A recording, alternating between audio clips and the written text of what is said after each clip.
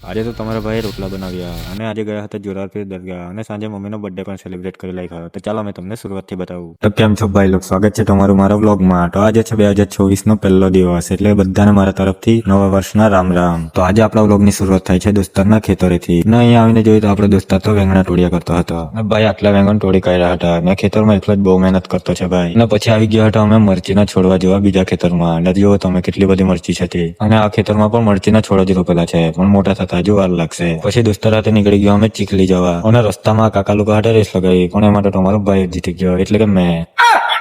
પછી અમે આવી ગયા ચીખલી અને શાકભાજીની દુકાનમાં આપી દીધા વેંગણ. ત્યાંથી પછી આવી ગયા હતા અમે જેનિશભાઈની દુકાન પર. ને ભાઈ તો જ્યારે આવ્યા ત્યારે બસ ખાતો જ હોય. अजीब जानवर है, कितना भी खाए भूखा ही रहता है. અને પછી દુકાનમાં જોઈ લીધા થોડાક શૂઝ અને ત્યાંથી આવી ગયા પછી અમે દાબેલી ખાવા. અને દાબેલી ખાઈને નીકળી આવ્યા અમે અને પહોંચી ગયા ઘરે. અને ઘરે આવી ગયા અને મમ્મી કહેતી હતી ભાઈ રોટલા બનાવ્યું છે, એટલે તમારો ભાઈ લાગી ગયો આજે રોટલા બનાવવા. તો ચાલો જુઓ તમે કેવાક રોટલા બનાવતે અને તમારો ભાઈ કેવાક રોટલા બનાવે તે કોમેન્ટ કરી દેજો.